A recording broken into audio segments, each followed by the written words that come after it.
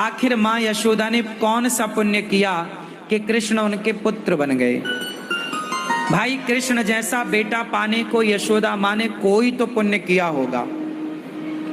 क्यों मैया, क्या बोलती तू, किया है कि नहीं? चलो बताओ मैया यशोदा ने कौन सा पुण्य किया। हाँ मैया कौन सुपुण्य कियो तैने, जो लाल कन्हैया सा पाया है।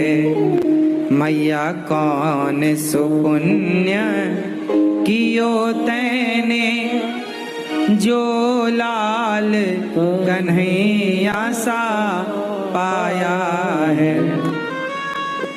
मैया कौन सो पुण्य कियो तैने, जो लाल कन्हैया सा पाया है। वो पुण्य बता दे माता मुझे, वो पुण्य बता दे माता मुझे, जिस पुण्य से तूने पाया है। वो पुण्य बता दे माता मुझे, जिस पुण्य से तूने पाया है। माता कौन सा पुण्य किया यशोदा माँ ने कि जगत का पालनहार मैया की गोद में अपना दूध पिलाकर, जो संसार को तृप्त करने वाले भगवान हैं, आज उन्हें मैया अपने दूध को पिलाकर तृप्त कर रही हैं। जो सबका पेट भरने वाले हैं, आज मैया उन्हें उनका पेट भर रही है। वाह, माँ यशोदा बहुत बड़ी भक्त हैं। नंद बाबा और माता यशोदा कौन हैं? बहुत बड़े। हाँ कौन है ये? देखो कृष्ण के माता पिता कौन है? देवकी और, अच्छा जब देवकी माता है तो फिर देवकी को ये सौभाग्य मिलना था ना कि वो दूध पिलाएं, वो लाड़ लड़ाएं, वो प्यार करें, पर ये सौभाग्य देवकी को नहीं मिला। मिला? मिला? किसे मिला? यशोदा माता को। क्यों? भाई जो माँ है उसे ही तो मिलना चाहिए ना ये अधिकार कि वो लाड़ लड़ाए, वो प्यार करे। तो सुनो क्यों नहीं मिला, कारण जानो। ये देवकी माता कौन है? अच्छा देवकी माता को और यशोदा माता को एक पलड़े पे रखा जाए तराजू के, एक पलड़े पर माता देवकी और एक पलड़े पर माता यशोदा, बताओ किसका पलड़ा भारी होगा? क्यों? क्यों? क्यों? पाला है तो देवकी माँ को मौका मिलता पालने का तो ना पालती क्या? वो तो जेल के भीतर थी ना। यदि ना होती जेल के भीतर, ना होती ऐसी मजबूरी के लाला को निकालना पड़े तो वो तो खुद ही पालती। एक अंतर था, देवकी माता और यशोदा माँ में एक अंतर है। चलो कितने साल तक यशोदा माँ को कन्हैया मिले? बोलो 10.5। कन्हैया यशोदा माता के पास सिर्फ 10.5 वर्ष रहे। 10.5 वर्ष के बाद भगवान कृष्ण टोटल धरती पर कितने साल रहे? 125। 125 वर्ष की आयु में भगवान कृष्ण सिर्फ 10.5 साल माता यशोदा के पास रहे, बाकी के साल माता देवकी के साथ ही रहे। माता यशोदा को बचपन दिया कृष्ण ने, पर अपनी जवानी सारे शादी ब्याह में यशोदा माँ सम्मिलित नहीं हुई। भगवान के शादी ब्याह में कौन सम्मिलित हुआ? माता देवकी। माता यशोदा तो केवल 10.5 साल कृष्ण का लालन पालन की है, लेकिन 10.5 साल के टाइम पर आज दुनिया माता यशोदा को जानता है, आज संसार माँ यशोदा को जानते हैं लोग, देवकी माँ को कम जानते हैं। पलड़ा भारी वो 10.5 साल का है, बचे हुए का नहीं। मैया सही है? क्यों? इसका एक बहुत बड़ा कारण है। ज्यादा समय तो भगवान कृष्ण ने माता देवकी के साथ ही गुजारा है, और केवल माँ यशोदा का दूध पिया है ऐसा नहीं। 10.5 साल के बाद जब गए माँ देवकी से मिलने मथुरा और कंस को मारा और जेल से माँ को मुक्त किया, तो भागवत जी में लिखा है कि कृष्ण को देखकर माता देवकी के आंचल से दूध की धार बह पड़ी थी। वो ममता, वो करुणा जाग गई और दूध फिर बह पड़ा, और भगवान ने माता देवकी का भी दूध पिया है, पर कम क्या, वो 10.5 साल के तो थे उस समय, तो 1 बार पिलाया होगा, 2 बार। हमारे यहाँ तो देखो दूध पिलाने की परंपरा है। जब बेटा ब्याह करने जाता है ना हमारे भारत में, तो माँ अपना दूध पिला के भेजती है बच्चे को। शादी जब दुल्हन लेने जाता है लड़का, आपके यहाँ ये परंपरा है कि नहीं? आप में से कितनों के यहाँ ये परंपरा है कि जब दुल्हन लेने जाता है तो माँ का दूध पी के जाता है? किस किस के यहाँ है ये परंपरा? क्यों मैया आपके यहाँ नहीं है? है, सारे यहाँ थी, आप भूल गई मेरी माँ। कुछ परंपराओं को, कुछ संस्कारों को आप लोग आधुनिकता के चक्कर में भूलती चली गई। आज भी हमारे यहाँ ये परंपरा है कि जब लड़का शादी लायक हो जाता है और वो बारात लेके जाए, तो जाते समय माँ उसे पहले अपना दूध पिलाती क्या है, नेंग करा देती है, अपने आंचल को पयोधर के बच्चे के मुंह में टच करा देती है। और आज भी ये परंपरा है कि बच्चा अपनी माँ का दूध पी के दुल्हन लेने जाता है। क्यों? ऐसा क्यों है? क्यों? ये आपके यहाँ परंपरा है? याद नहीं है? अब आज देखो, अब लड़के जवान हो जाते हैं, बड़े हो जाते हैं, तो माँ को भी संकोच लगने लग जाता है ना कि वैसे क्या दूध पिलाएं। ये संकोच है, लेकिन ये संकोच नहीं करना चाहिए। आप लोग संकोच करते हैं, नहीं करना चाहिए। जब आपका बेटा शादी करने जाए तो ये परंपरा रही है, ये मैंने बनाई ऐसा नहीं है, अनादि समय से रही। क्यों?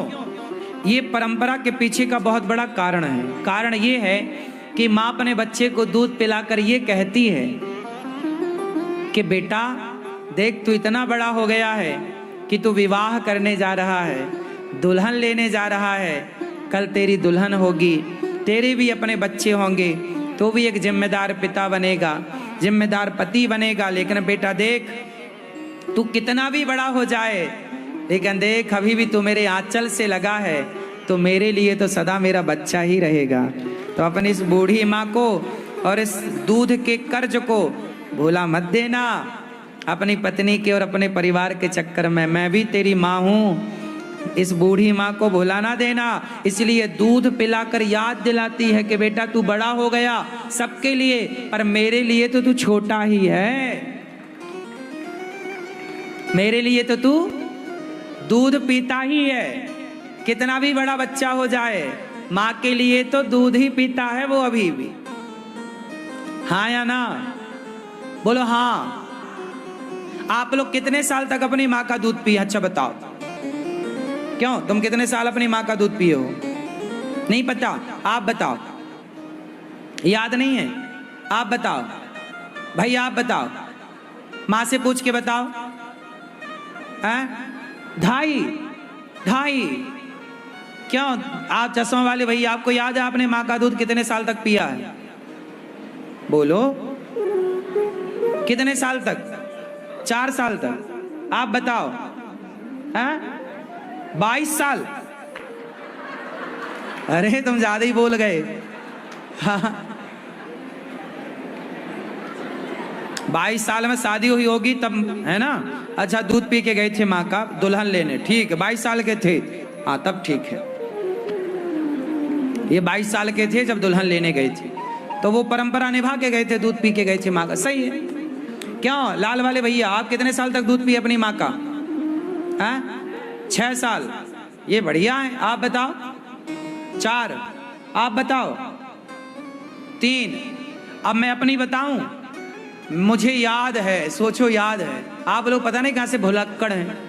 मैं 9 साल का था तब तक भी मैं दूध पीता था।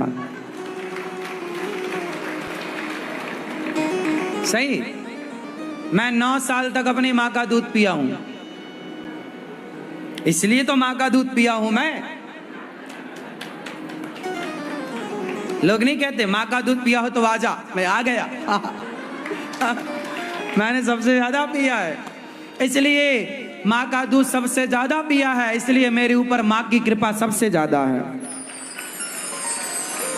इसलिए माँ का लाड़ और आशीर्वाद मुझे सबसे ज्यादा। मुझे याद है मैं स्कूल से आता था तो बैग रखता था माँ के पास जाके, गोद में जबरदस्ती घुस जाता था गोद में, दूध पीने लग जाता था। याद है मुझे, ऐसा है। आजकल की मम्मियां तो पिलाती नहीं है दूध। आजकल की तो माँ पिलाती नहीं है, उसको लगता है कहीं हमारा शरीर ना खराब हो जाए, सारा बच्चे ही पी जाएगा दूध। इसलिए हम लोगों ने तो खूब लंबे टाइम तक, क्योंकि मैं सबसे छोटा था ना, मेरी 2 बड़ी बहनें हैं। मेरी बड़ी बहन मेरे से 2 बड़ी थी, एक मेरे बड़े भैया, हम 2 बहन और 2 भाई। तो मैं सबसे छोटा था। तो फिर मैं सबसे छोटा था तो सबसे छोटे का फायदा भी मैंने उठाया। लंबे टाइम तक मैं दूध पीता रहा। तो ऐसा है, माँ का दूध पीना चाहिए और माँ के दूध को पीकर माँ के दूध को भुलाना, हाँ। और ये संकोच की बातें नहीं है, शर्म की बातें नहीं है, गर्व से कहो हाँ हमने माँ का दूध पिया है। क्यों? और शादी करने जाओ तो मैया अपने बच्चे को अपना दूध जरूर पिलाना, और ये जरूर कहना जो सेंटेंस मैंने बोला कि बेटा तू बड़ा हो गया है, शादी करने जा रहा है, पर तू मेरे लिए तो मेरा दूध पीता हुआ बालक ही है, इसलिए से दूध के कर्ज को भुला ना देना, याद रखना। तो अपनी मस्ती में मस्त ना हो जाना। तो मेरा तो बच्चे कितने भी बड़े हो जाएं, पर वो माँ के तो सदा बच्चे ही रहेंगे, वो कभी बड़े नहीं होते। बच्चे कभी बड़े नहीं होते माँ के लिए, सबके लिए बड़े हो जाएं। मैं सबके लिए बड़ा हो सकता हूँ, अपनी माँ का तो मैं आज भी बच्चे ही हूँ। हाँ या ना? सही है कि गलत है? चलो, तो खूब प्यार करो अपनी माँ से और अपनी माँ का कर्ज उतारो। जो दूध पिया है ना, भुला ना देना। ये तो गलत बात है कि दूध तुमने पिया है और माँ को भुला दिया ना। मैं आज जहां हूं, मैं अपनी माँ के आशीर्वाद, माँ की कृपा से हूं। माँ की बड़ी कृपा होती है, माँ की बड़ी दुआएं होती हैं। आप माने ना माने साहब, हमें नहीं पता, लेकिन हम तो जो फील करते हैं वो जानते हैं। कहते हैं माँ की दुआएं कभी खाली नहीं जाती, ये बात भगवान से भी टाली नहीं जाती। बर्तन मांज कर 4 बच्चों का पेट भर देती है माँ, और उन 4 बच्चों से एक बूढ़ी माँ पाली नहीं जाती।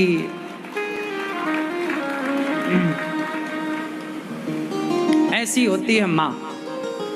माँ और भगवान ये 2 नहीं है, दोनों। जब भगवान कभी आपको मिलेंगे तो भगवान की शकल माँ की शकल से मिलती जुलती है। जैसी माँ दिखती है वैसे ही भगवान दिखते हैं, ऐसा। इसलिए माँ ही ईश्वर है, भगवान मान की माँ की सेवा करनी चाहिए। इसलिए हम तो माँ की सेवा करते हैं, और केवल कहते ही नहीं है। दूध पिए हैं तो वो दूध का ऋण चुका भी रहे हैं। मैदान छोड़ के हम भाग नहीं रहे हैं कि नहीं जी हम नहीं करेंगे। आजकल के बच्चे दूध पी लेते हैं और दूध पी के अपनी माँ को घर से निकाल देते। अरे दूध पिया है ना भैया, तेल मालिश करी है ना तेरी माँ ने, तेरी पसंद का हलवा और पराठा बनाया है ना, अब तो करने का समय आया तो माँ को घर से निकाल रहा है। गलत बात है। अब तो सेवा करो, चुकाओ माँ का ऋण। अब तो चुकाने का सही वक्त है, सेवा करो। भागते काहे हो जिम्मेदारियों से? जिम्मेदारियों से भागना नहीं है, जिम्मेदारियां निभानी। सही है दादाजी, जिम्मेदारियों से भागना सही है कि निभाना? इसलिए मेरी बात मानो तो अपनी माँ को भगवान की तरह रखो, भगवान की तरह माँ का आदर करो, भगवान की तरह माँ का सम्मान करो। माँ यशोदा पिछले जन्म में क्या थी? अब आओ देखो, अब देवकी और यशोदा की मैंने बात छेड़ी तो आओ जरा पूरा जान लेते हैं। माता देवकी और यशोदा, जबकि देवकी माता के पास कन्हैया ज्यादा थे, है ना। 10.5 साल में जब कन्हैया आए तो माता देवकी ने अपना दूध पिलाया कन्हैया को और भगवान ने माँ का लाड़ पाया। लेकिन फिर भी यशोदा माँ का पलड़ा भारी है। क्यों? तो इसके पीछे एक बड़ा कारण है कि देवकी माँ को जब पता चला कि कृष्ण भगवान है तो देवकी माँ ने कृष्ण का फायदा उठाया। बेटा तू भगवान है, यदि तू भगवान है तो कंस ने जो मेरे बच्चे मार दिए थे वो लौटा। देवकी माँ ने मरे हुए पुत्र जो कंस ने मार दिए थे 6 पुत्रों को, वो वापस ले लिए हैं। आपको पता है ये बात, भागवत जी में लिखी है। मरे मराए पुत्रों को वापस करवा लिया जो कंस ने मारे थे। अब आप कहो मरे कैसे? वो भगवान थे ना कृष्ण, तो भगवान सब कर सकते, मरे को जिंदा। तो सारे 6 पुत्रों को देवकी माँ के पुत्रों को लौटाया, जबकि देवकी माता ने कृष्ण से कुछ चाहा, लेकिन यशोदा माता ने कृष्ण से कुछ नहीं चाहा। उन्होंने तो केवल कृष्ण को चाहा। यशोदा माता और देवकी माता में सिर्फ इतना अंतर है कि यशोदा ने कृष्ण को चाहा और देवकी माता ने कृष्ण से चाहा। बात समझ में आई? यशोदा माँ ने, जोर से बोलो, यशोदा माँ ने कृष्ण को चाहा और देवकी माँ ने कृष्ण से चाहा। बस यही फर्क है। ये देवकी माता पिछले जन्म में माता कैकेयी है। कौन है?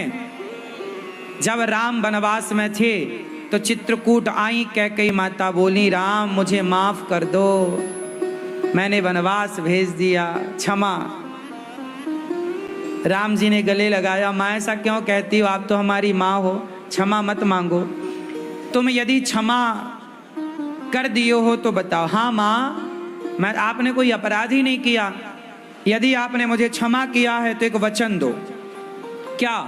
कि आप मेरे बेटा बन के आओगे।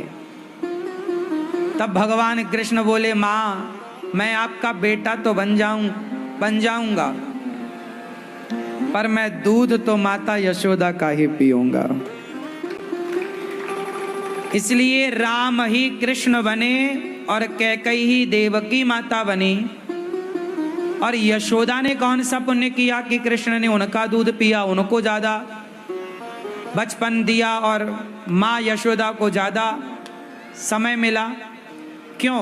माता यशोदा का नाम था धरा। पिछले जन्म में माता यशोदा कौन थी? धरा। इनके पति मतलब नंद बाबा का नाम था द्रोण। द्रोण और धरा ये दोनों पति पत्नी पिछले जन्म में संतों की सेवा करते थे। माता यशोदा का ये पूर्व जन्म है कि किस पुण्य से आप लोग यदि वृंदावन बैठे हैं तो जरूर कोई पुण्य से बैठे हैं। ये दास अनिरुद्ध आपको कथा सुना रहा है तो कोई पुण्य होगा, मैं नहीं देख पा रहा हूं। मानव का शरीर मिला है तो कोई पुण्य होगा। तो यशोदा माँ को कृष्ण जैसा बेटा मिला तो कोई तो पुण्य होगा। तो आओ जरा देखते हैं कि माता यशोदा के पुण्य क्या थे कि कृष्ण की माता बनने का सौभाग्य मिला। तो सुनो, हुआ क्या कि भगवान श्री कृष्ण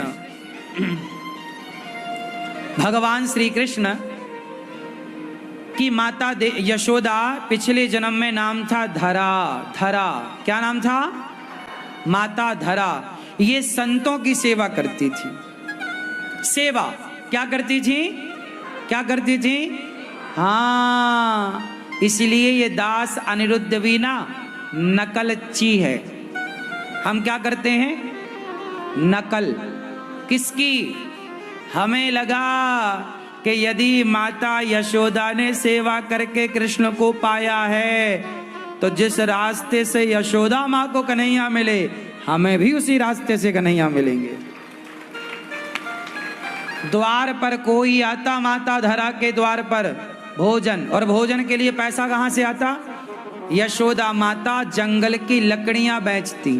दोनों पति पत्नी जाते, सूखी लकड़ियां समेटते, बाजार में बेचते। जो पैसा आता, द्वार पे कोई साधु संत आए, भोजन प्रसादी खवाएं, और कुत्ता है, बिल्ली है, चिड़िया है, सबको खाना पीना अपनी सामर्थ्य। देखो, बात ये नहीं है कि आप कितने लोगों को, आप 10 लोगों को मत खिलाओ, 4 लोगों को मत खिलाओ, 1 लोगों को मत खिलाओ। भाव है तो मुट्ठी भर चींटियों को दाना डाल दो, सैकड़ों चींटियां एक मुट्ठी आटे से तृप्त हो सकती हैं। बात भाव की है। आपके पास सामर्थ्य कितनी है ये तो आपको पता है और ईश्वर को पता है। देखो, आपके सामर्थ्य कितने हैं ये ईश्वर को पता, लेकिन हम सामर्थ्य की बात नहीं कर रहे हैं। हम किसकी बात कर रहे हैं? ऐसा है, कुछ लोगों के पास पैसा तो बहुत है, लेकिन वो तो किसी को 2 रोटी भी नहीं देते। और कुछ लोगों के पास ऐसा है कि कुछ भी नहीं है, वो अपने सामने की थाली दूसरों को दे देते हैं, खुद भूखे रहकर दूसरों को खिला देते हैं। तो ऐसे लोग भी समाज में हैं। तो माता यशोदा धरा जब थी तो ये संतों के द्वार पर, जो भी द्वार पर साधु आए वो सेवा करते। इनका निवास तीर्थ में था, और तीर्थ में कोई ना कोई साधु संत भक्त का आगमन होता रहता है। आपके घरों में तो देखो अब संतों का आगमन नहीं होता, लेकिन तीर्थों में तो रोज संतों का आगमन दरस्पर्श होता है। तो माता धरा अपना रोटी लात बनाती और संतों को पवाती। ऐसे करते करते बहुत टाइम बीता। एक दिन द्वार पर ना स्वयं भगवान साधु के रूप में आ गए। माता भिक्षाम देही। माता धरा निकली। उस समय माता धरा ने भोजन कर लिया था, सबको भोजन करा दिया था, और काफी साधु खा के गए। और उस दिन ना संयोग देखिए कि माता धरा के घर में ना अन्न का दाना था, ना पैसे थे, ना पैसा ना अन्न। और साधु द्वार पर भिक्षाम देही, माता भिक्षा दो। माता निकली धरा, महाराज आओ आओ।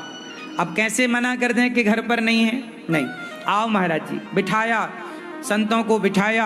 आप महाराज विराजो, हाथ पांव धो लो, मैं आपके लिए प्रसाद बनाती हूँ। अच्छा हाँ बेटी, हमारे लिए तुम प्रसाद बनाओ, हम बड़े भूखे हैं, बड़ी दूर से आए हैं। सबसे पूछा भोजन कहाँ मिलेगा, सबने बताया धरा के घर चले जाओ, धरा के यहाँ मिलेगा। देखो सब लोगों ने धरा का पता दिया। संत आए, धरा बड़ी प्रसन्न कि अच्छा आए हो महाराज। अच्छा अब था तो नहीं कुछ, अब क्या करें? तो बगल में साहूकार का घर था। सेठ साहूकार पहले होते थे जो पैसा उधार देते थे, जमीन जायदाद जिनके होती थी, सेठ साहूकार बोला जाता था, जमींदार बोला जाता था। तो धरा दौड़ी दौड़ी गई, भैया भैया वो हमारे द्वार पर साधु आ गए, और हम जंगल की लकड़ी बेचते हैं, आपको तो पता ही है, हम जल्दी बेच के आपका पैसा चुका देंगे, हमें कुछ पैसे आप उधार दे दो, दे दो। ठीक है। उस आदमी ने कहा पैसे तो दे दूंगा। उसने पैसे निकाले, ढेर सारे रख दिए, ये रहे पैसे, लेकिन बदले में कुछ दो। धरा बोली क्या? बोले गिरवी रखो। बोले गिरवी तो होता तो हम बेच ही देती, सारा सोना चांदी बेच चुकी, कुछ भी नहीं था। क्या वो आदमी नियत का खोटा था? माता धरा बड़ी सुंदर थी, बड़ी अच्छी थी, दिखने में सुंदर थी, गोरी थी। वो आदमी की नियत माता धरा पर डोल गई। बोला वाह तुम बहुत सुंदर हो, तुम पैसा तुम गिरवी नहीं रख सकती, कुछ और नहीं दे सकती, पर तुम एक बार हमें मिल जाओ तो हम तुम्हें बहुत सारा पैसा दे सकते हैं। धरा माता बोली मिल जाओ से क्या मतलब है? बोले तुम्हारे ये जो स्तन है ये बहुत हमें प्रिय लग रहे हैं, तुम ये स्तन हमें दे दो। माता धरा समझ गई किसके नियत में खोट है, ये मुझे काम भाव से देख रहा है, लेकिन वो तो माता ही थी, उनके अंदर तो पवित्रता थी, लेकिन इसकी नियत डोल गई। तो इसने बोल दिया कि तुम्हारे स्तन हमें प्रिय लग रहे हैं, तुम अपने स्तन दे दो। उसका कहने का भाव कुछ और ही था। माता धरा समझ गई।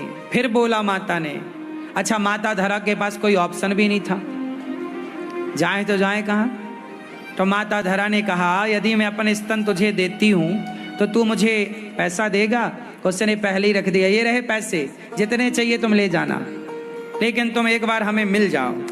धरा बोली, अच्छा तुम्हें स्तन चाहिए? हाँ हाँ स्तन चाहिए। ठीक। माता धरा ने कहा कि तुझे मेरे स्तन प्रिय लग रहे हैं, ठीक है मैं तुझे अपने स्तन देती हूँ। पास में चाकू पड़ी थी, माता धरा ने चाकू उठाई और अपने स्तनों को चाकू से काट दिया। काट कर अपने स्तनों को कहा कि ये तुझे स्तन चाहिए, ये ले। उसके हाथ पकड़े, उसके दोनों हाथों में माता धरा ने अपने स्तनों को रखा। तुझे मेरे स्तनों से प्यार था, ये ले। स्तन ही तो तूने मांगा था ना, मेरा चमड़ा ही तो मांगा था तूने। और यदि मेरे चमड़े देने से, ये चमड़ा तो देख कल फिर आ जाएगा। शरीर में चमड़े की कमी कहाँ है? पूरे शरीर में चमड़ा ही चमड़ा है, मांस ही मांस है, घाव भर जाएंगे। मेरे द्वार से साधु ना भूखा जाए। बेटा तेरी नियत में जो था मैंने तुझे दिया, लेकिन तूने मुझे पैसे ज्यादा दे दिए हैं, मुझे इतने की जरूरत नहीं है। मेरे द्वार पर कुछ 4-5 साधु हैं, तो 4-5 साधुओं में इतना पैसा लगेगा। उतने ही पैसे उठाए माता ने, सारे नहीं उठाए, और बाजार गई। उसी हाल में रक्त बह रहा है। अब स्तन काटे हों जिसने, तो खून है। बाजार गई, सामान खरीदा, संतों के लिए उसी हाल में प्रसाद बनाया, कपड़ा बांध दिया ना, खून ना बहे, और भोजन बनाया, पर खून तो बहेगा। संतों ने देखा कि पूरा माँ परोस रही हैं, तो साड़ी बिल्कुल लहू से भरी है, खून से। संतों ने कहा, माता ये इतना खून कैसे, कहाँ से, क्यों? माता ने कहा, प्रसाद पाओ फिर बताऊंगी। संतों ने कहा, नहीं, आपको खून बह रहा है और हम प्रसाद पाएं, आप कष्ट में हैं, हम प्रसाद पाएं, पहले बताओ कि आपको ये चोट कैसे लग गई। तब माता ने कहा कि आप द्वार पर आए थे, कुछ था नहीं, तो मैं उससे मांगने गई कि भैया कुछ पैसे उधार दे दो, मैं जंगल की लकड़ी बेचकर तेरा पाई चुका दूंगी, ब्याज समेत चुका दूंगी। पर उसने कहा कि तुम तो अपने स्तन दो। तो मुझे लगा कि मेरे स्तन देने से यदि साधु सेवा हो रही है तो चमड़े से मोह क्या करना, सेवा बड़ी है, चमड़ा तो फिर आ जाएगा। तब उन संतों से भगवान प्रकट हो गए, और वो भगवान ही थे, परीक्षा लेने आए। और श्री भगवान जब प्रकट भये तो भगवान श्री कृष्ण, भगवान श्री हरि प्रकट भये, और भगवान चतुर्भुज रूप में जब शंख चक्र गदा पद्म लेकर प्रकट भये, माता देख के गिर पड़ी, प्रभु आप। भगवान बोले, माता तुमने संतों की सेवा के लिए अपने शरीर को इतना सताया, कष्ट दिया, स्तनों का दान किया, अगले जन्म में मैं आपका बेटा बनकर, आपका दूध पीकर, इस जन्म जो आपने स्तनों का दान किया है, पुण्य किया, साधु सेवा के लिए तुमने शरीर का भी कोई मूल्य ना समझा, शरीर को भी दाव पर लगा दिया सेवा के लिए, मैं अगले जन्म में आपका बेटा बन के दूध पीकर आपके इस जन्म के ऋण को चुकाने आऊंगा। वही धरा यशोदा बनी, और वही भगवान श्री हरि श्री कृष्ण बने। और आज मैया अपने गोद में लाला को दूध पिला रही हैं। भगवान से मैया कहती है, मक्खन खाएगा ना मैया, तेरे दूध पीऊंगो। मैया मचलते हैं, कन्हैया मुझको मक्खन ना चाहिए, मुझको दूध चाहिए। मैया अपना दूध पिलाती हैं, और भगवान दूध पीते हुए कभी मैया की बिंदिया निकाल के अपने माथे लगाते हैं, कभी मैया की नाक पकड़ के हिलाते हैं, कभी मैया के झुमका पकड़ के खेलने लग जाते हैं। जो कि हर बच्चा सामान्य दूध पीते समय कहीं माँ के माथे पे हाथ रखता है, कहीं माँ के गालों को नोचता है, कहीं माँ के कान के झुमकों को नोचता है। यही एक बच्चे का स्वभाव होता है। तो ये बच्चा आज जगत का पालनहार मैया के गोद में लेट करके और मैया का दूध पी रहा है। बिना पुण्य के कुछ नहीं मिलता मेरी माता, कुछ नहीं मिलता। इसलिए कहता हूं, माता यशोदा को जिस राह से कृष्ण मिले, मुझे पूरा भरोसा है। ये दास अनिरुद्ध, आप मानो ना मानो, देखो कुछ चीजें मैं जानता हूं, सिर्फ मैं जानता हूं, आप पता नहीं जानो या ना जानो। किसी को मिलती होगी मुक्ति मरने के बाद, मुझे फील होता है, मैं ऐसा मानता हूं कि मैं तो यहीं मुक्त हूं, जीते जी मुक्त हूं, मुझे और किसी मुक्ति की चाह नहीं है। किसी को मिलते होंगे मंदिर में भगवान, सच कहता हूं, जब मैं माताओं के चरण दबाता हूं तो मुझे ऐसा लगता है कि जैसे लक्ष्मी जी चरण दबाती हैं नारायण के, ऐसे मैं इन माँओं के भीतर बैठे नारायण के ही चरण दबा रहा हूँ। ये माँओं के नहीं, ये माँओं की सेवा नहीं, भगवान श्रीमन नारायण की सेवा। मुझे ऐसा लगता है कि ये सेवा ही मुझे ईश्वर तक पहुँचाएगी। जब मैं अपनी वृद्ध माँओं के साथ बैठता हूँ, मुझे लगता है भगवान के साथ बैठा हूँ। क्या बताऊं, आप कुछ भी कहो लेकिन मुझे ये फील होता है, लगता है सेवा ना बिल्कुल समा चुकी है, इसलिए मैं अब सेवा के बिना जी नहीं सकता, मेरा नशा बन चुका है सेवा।